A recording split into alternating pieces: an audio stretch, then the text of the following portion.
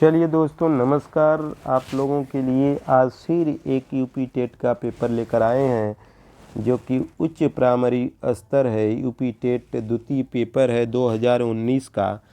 यह पेपर आप लोगों का 2019 में हुआ था और द्वितीय पाली में 2019 में। तो चलिए दोस्तों, हिंदी और संस्कृत का टोटल पेपर हल कराएंगे। तो दोस्तों, अगर वीडियो अच्छी लगे तो सब्सक्राइब करिएगा। निम्न में से कौन सा शब्द एक वचन तथा बहुवचन दोनों में प्रयोग हो सकता है? तो दोस्तों, यह प्रश्न देख लीजिए कि दोनों में प्रयोग हो सकता है। बेटा जाता है तो जैसे लगता है कि एक लड़का जा रहा है, लड़का जाता है तो लगता है कि एक लड़का जा रहा है। बेटा कहें तो एक बेटा जैसे, तो बालिका भी एक बालिका से। मुनि जाते हैं, मुनि लोग जाते हैं, तो दोस्तों मुनि शब्द आप लोग समझ सकते हैं कि आप लोगों का सही उत्तर क्या हो सकता है, मुनि। तो मुनि को बहुवचन में प्रयोग करिए चाहे एक वचन में करिए, दोनों में प्रयोग हो सकता है। तत्सम और तद्भव कौन सा युग्म सही है? तो करहाट, यहाँ पर देखिए कपित, कैथा, करहाट, कढ़ा, यह भी दोस्तों नहीं है। यह अष्ट अष्ट रहता तो ठीक, अष्ट अष्टौ 8 होता है, तो कपित भी नहीं सही है। तो दोस्तों, जो लोग कुच्छी और कोंख लगाए थे, कुच्छी और कोंख, यह सही था।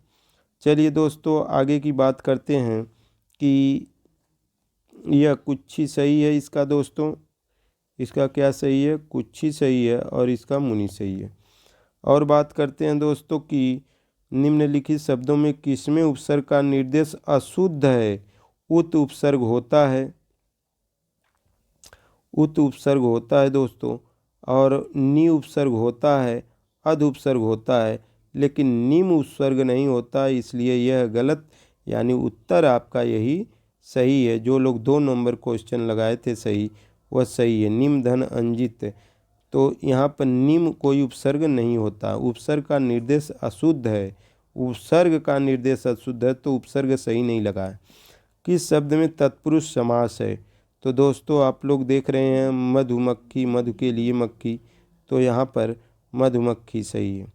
सिर पर सवार रहना मुहावरे का अर्थ क्या है? सिर पर सवार हो जाओ, पीछे पड़ना, यानी पीछे पड़ गया, एकदम पीछे पड़ गया, तो दोस्तों सिर पर सवार होना। निम्न में से कौन सा विकल्प विलोम की दृष्टि से सही नहीं है? तो विकल्प की दृष्टि से दोस्तों, यहाँ पर आपको बताना है कि विकल्प की दृष्टि से कौन सा शब्द शुद्ध है। तो यहाँ पर सुबुद्धि, असुबुद्धि, सुबुद्धि और असुबुद्धि विलोम की दृष्टि से सही नहीं है। कीर्ति का अपकीर्ति होता है, आरोह का अवरोह होता है, उत्कर्ष का अपकर्ष होता है। सुमेल कीजिए। दोस्तों, आप लोग सुमेल इस प्रकार कर सकते हैं। तलवार का आता है, तलवार का डी है, 1 नंबर का डी देख लीजिए कहाँ पर है दोस्तों। पहला ही उत्तर आपको अब पहले में डी कहीं मिलेगा ही नहीं। दूसरा का सी है, तीसरा का ए है, चौथा का बी है। तो इस प्रकार आराम से तर उबाने क्या होता है? वृक्ष होता है। टेढ़ा का बक्र होता है, और पटु का माने प्रवीण होता है। तो दोस्तों, जो लोग दूसरा उत्तर लगाए थे वह सही है। चलिए दोस्तों, आगे बात कर लेते हैं। निम्न में से कौन सा मिश्र वाक्य है? अब मिश्र वाक्य क्या होता है दोस्तों? मिश्रा जी, तो यहाँ पर की का प्रयोग किया है। दोस्तों, यहाँ पर देख रहे हैं की का प्रयोग किए हैं। तो यहाँ पर मैंने सुना है कि, एक मिश्र वाक्य में होता क्या है दोस्तों? एक उपवाक्य और कई आश्रित उपवाक्य हो सकते हैं। तो मैंने सुना है कि आपके देश में अच्छा राज प्रबंध है, तो यहाँ पर यह सही होगा, 3 नंबर क्वेश्चन। चलिए दोस्तों, हम लोग अगला प्रश्न करते हैं 39 नंबर। वह द्वार द्वार पर भीख मांगता चलता है, तो दोस्तों क्या बैठ रहा है सही? वह द्वार द्वार भीख मांगता चलता है, तो वाक्य में कौन सा कारक है? तो दोस्तों, आप लोग अच्छी तरह समझ सकते हैं। हे भो अरे संबोधन में होता है, आपादान में वृक्ष से पत्ते गिरते हैं, संबंध में काके की रारेरी होता है, और अधिकरण में क्या होगा? में पै पर, वह द्वार द्वार पर भीख मांगता चलता है। तो इस प्रकार आप लोग लगा सकते हैं। अधिकरण कारक जो लोग लगाए थे उनका सही था। आयुष्मान का स्त्रीलिंग क्या होता है? आयुष्मती, यह अच्छी तरह आप लोग जानते हैं। मिट्टी का माधव होने का अर्थ है, मिट्टी का माधव होने का अर्थ दोस्तों आप लोगों से बता दें कि बहुत मूर्ख होना। मिट्टी का माधव होना, बहुत मूर्ख होना।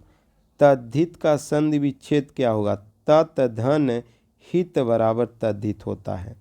उद्विग्न का संधि विच्छेद, उत धन विघ्न बराबर उद्विग्न होता है, उद्विग्न। तो चलिए बीती विभावरी 44 नंबर क्वेश्चन पे चलते हैं दोस्तों।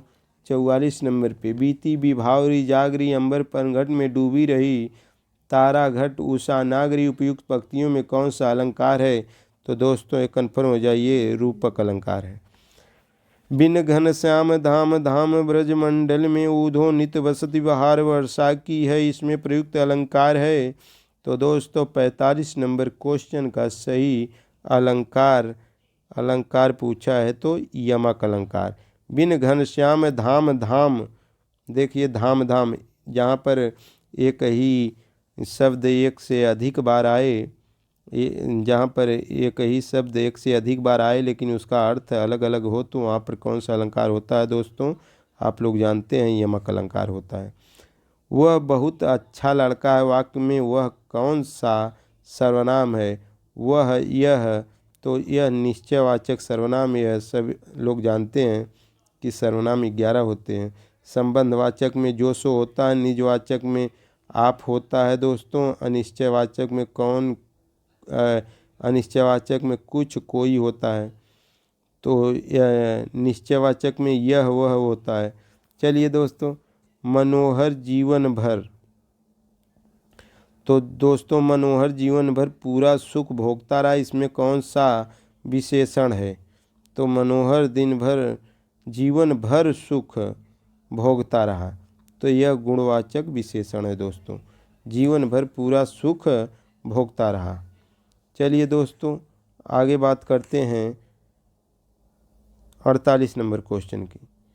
तो दांत और जीभ के स्पर्श से बोले जाने वाले वर्ण को क्या कहते हैं? दांत से जो बोला जाएगा तो वह दंत तो होगा ही, आप जानते हैं दोस्तों, दंतोष्ट तो होगा ही नहीं, तो दंतोष्ट वह वर्ण केवल होता है, तो दंत वर्ण, बोले जाने वाले वर्ण को क्या कहते हैं? दंत वर्ण। निम्नलिखित ध्वनियों की निर्दिष्ट विशेषताओं में कौन सा अशुद्ध है? अशुद्ध छांटना है दोस्तों। म को कहाँ से बोला जाता है? ओष्ठ से, सही है। सघोष भी होता है। ख महाप्राण और कंठ से बोला जाता है, चलिए सही है। त अल्प प्राण और दंत से बोला जाता है, यह भी सही है। तो जो लोग उत्तर लगाए थे यहाँ पर दोस्तों बताना चाहिए कि जो लोग उत्तर 2 लगाए थे वह सही है, यह सही, इसका उत्तर यह है। वाण का पर्यायवाची नहीं है। वाण का पर्यायवाची दोस्तों आप लोगों से बता दें, सारंग नहीं होता, सिलीमुख होता है, बाण माने विसिक भी होता है, आशुक भी होता है। अगला प्रश्न का बात करते हैं दोस्तों कि क्या दिया है कि उपचारात्मक शिक्षण का आधार निम्न में से कौन सा है? निदानात्मक परीक्षण, व्याख्यान परीक्षण, स्वपरीक्षण, पाठ्य पुस्तक परीक्षण।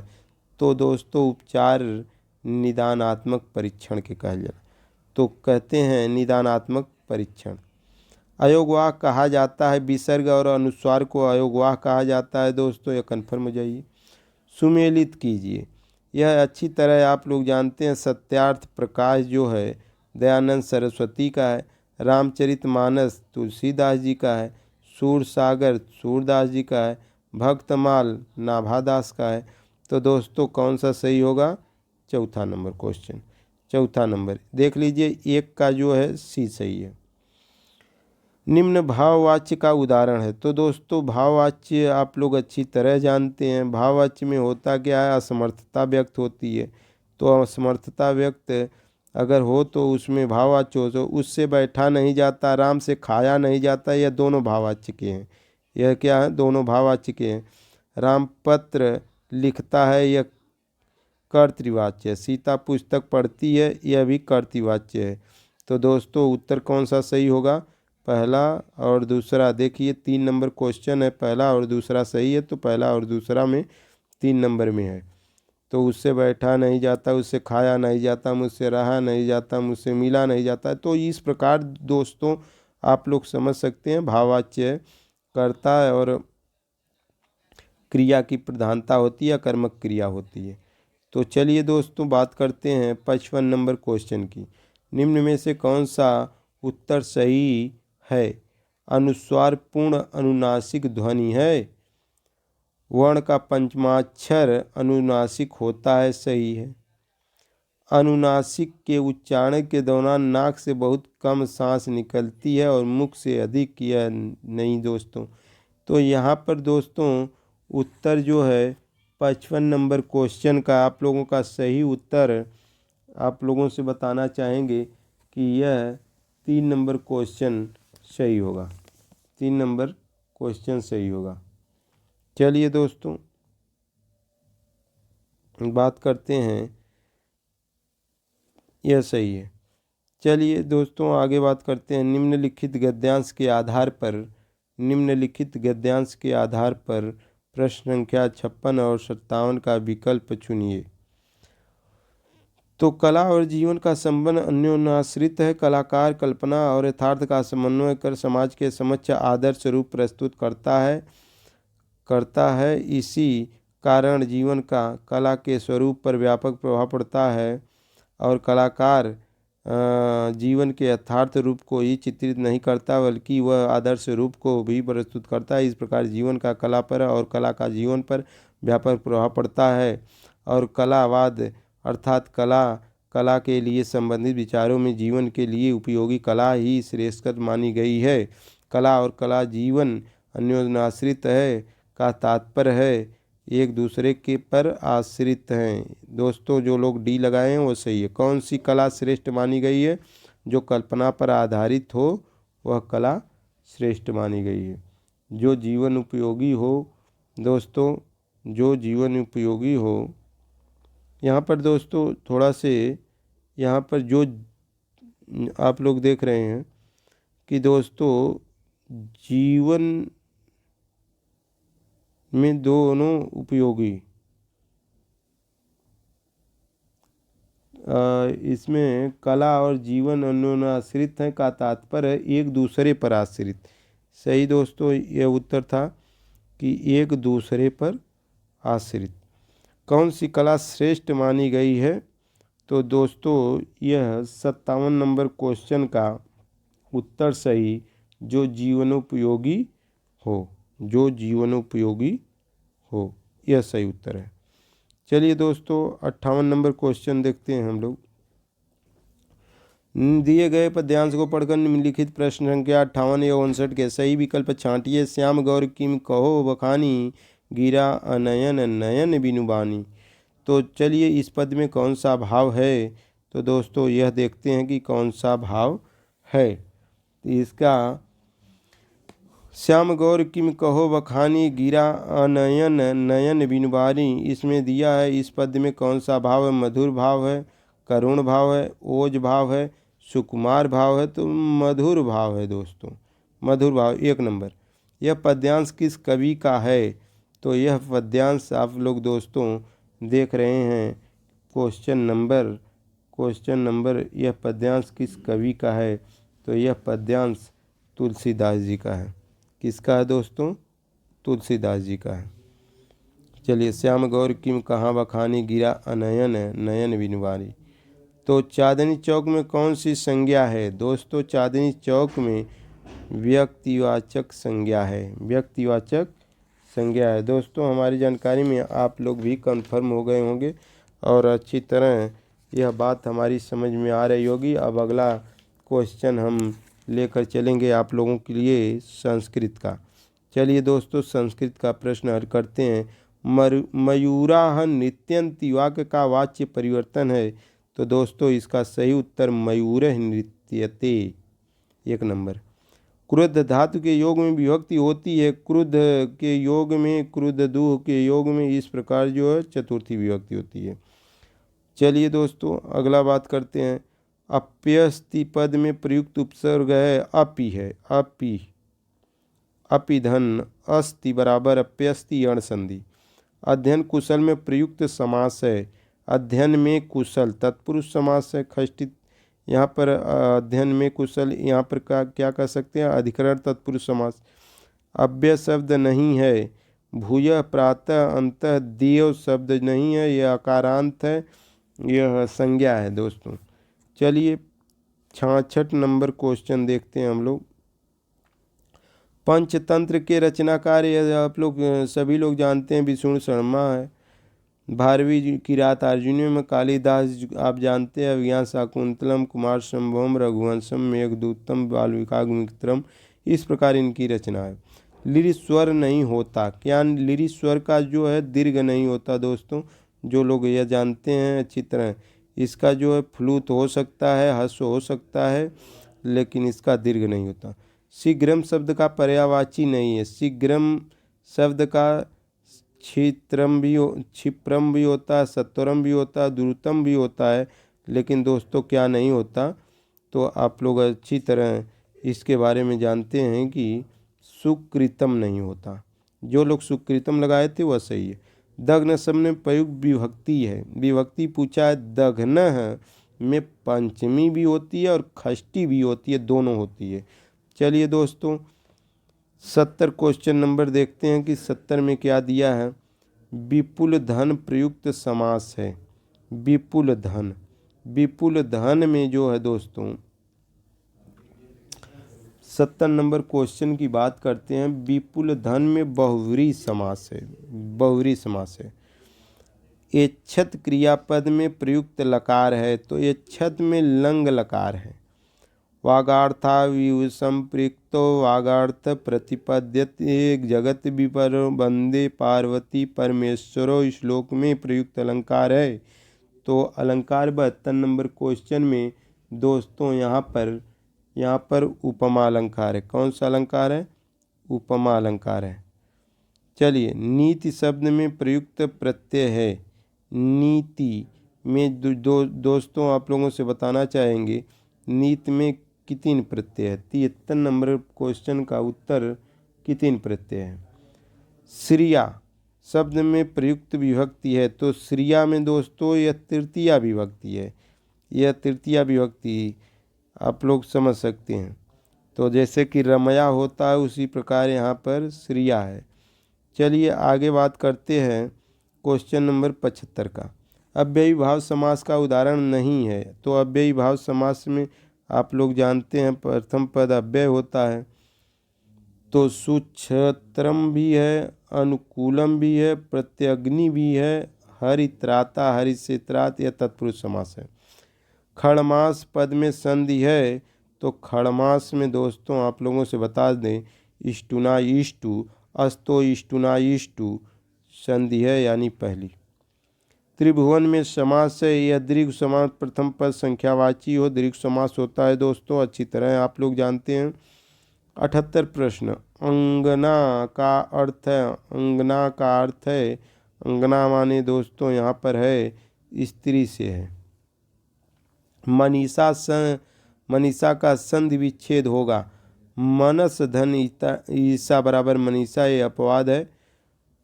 तो चलिए दोस्तों अपवाद का मतलब यह सही दोस्तों हैं। अपवाद यह है कि बड़ी ई आने के बाद भी मनीषा में मनस धन ईसा होता है।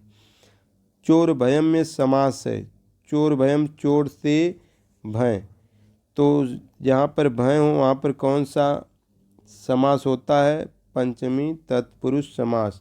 दोस्तों हमारी जानकारी में हमारी बात अच्छी तरह आप लोग समझ रहे हैं, पंचमी तत्पुरुष समास होता है।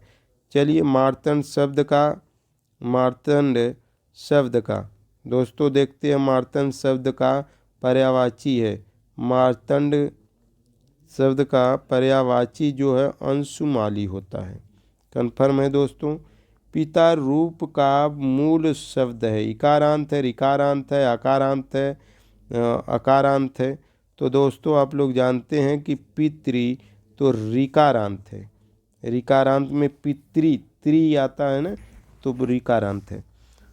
सुमंद्रम पद में समास है, सुमंद्रम पद में अव्ययी भाव समास है। 83 का दोस्तों कन्फर्म हो जाइए, 83 का कौन सा है, अव्ययी भाव समास है। निम्न में से कर्तृवाच्य का उदाहरण नहीं है, तो कर्तृवाच्य का उदाहरण देख लीजिए दोस्तों।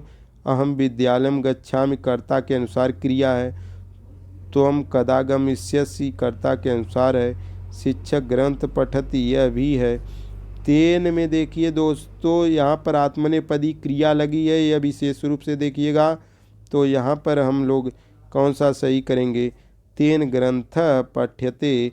जो लोग 84 क्वेश्चन का चौथा लगाए थे, चौथा प्रश्न वह सही था। पक्वम इस कृदंत पद में प्रत्यय है, तो कत प्रत्यय है, कत प्रत्यय है दोस्तों, कन्फर्म हो जाइए पक्वम में। अब क्वेश्चन नंबर हम लोग आगे चलते हैं दोस्तों, 86 नंबर क्वेश्चन। निम्नलिखित पद के अनुसार प्रश्न संख्या 86 और 87 के उत्तर चुनिए। एक ईश पिता अस्माकं एकैव जननी धरा, सादरं प्रणमामस्तौ वयम सर्वे सहोदरा। अस्माकं पिता क, तो दोस्तों यहाँ पर उत्तर ही दे दिया है, अस्माकं पिता क, अस्माकं पिता ईश, तो ईश सही है। अस्माकं जननी क, यहाँ पर धारा दिया है दोस्तों, तो धारा। हमारी जानकारी में आप लोग अच्छी तरह समझ रहे हैं। चलिए दोस्तों, यह निम्नलिखित गद्यांश को पढ़ें तथा उससे संबंधित प्रश्न संख्या 88 एवं 89 के उत्तर दें। तो चलिए दोस्तों, इसको हम लोग हल करते हैं। ये नाम द्वैतवादी ते अपि परमार्थतो नास्तिका एवं तेषां मोस्वरस्तु कश्चिद्विलक्षणम् एवं जगत् कर्तापि जो स्वयं न किमपि करोति सर्वनियंता अपि सभ्यगुदासीन तिष्ठति स सर्वत्र पाणिपादो अपि न किश्चिंद गृहाति न च पादमेकमपि गच्छति सर्वतो अक्षिशिरो मुखो अपि न किश्चिन ददति न कस्यापि करुणार्थ प्रलाप मार्कण्यति न कश्चिन चिददयो ते न कश्चिद बुधरति त्रायते वा एव मदभूतमीश्वरमालोक्यालंगारिकै खलु विरोभा वस्याभिभाव कृत। गद्य खंडे अस्मिन् कस्य विषयस्य व्याख्यान वर्तते। तो दोस्तों 88 का प्रश्न है, 88 नंबर प्रश्न है। इसमें पूछा है गद्य खंडे कस्मिन् किस प्रकार विषयस्य व्याख्यान वर्तते, विषय का व्याख्या किया गया है अद्वैतवादिनः, अद्वैतवादिनः। दोस्तों जो लोग अद्वैतवादिनः लगाए थे यह उत्तर सही है। नाम अद्वैतवादिनस्ते अपि, यहाँ पर देख लीजिए दोस्तों। चलिए, अद्भुतमीश्वर मावलोक्य अलंकारिक कस्य अलंकार विभावकृत। तो दोस्तों यहाँ पर अच्छी तरह समझ लीजिएगा कि विरोधाभास अलंकार है। पद लालित्य के लिए प्रसिद्ध हैं, यह आप लोग जानते हैं, दंडी जी हैं। कालिदास उपमा के लिए हैं अच्छी तरह। यह भारवी जो है अर्थ गौरव के लिए हैं। तो दोस्तों अगर यह वीडियो आप लोगों को अच्छा लगे तो लाइक और सब्सक्राइब करिएगा।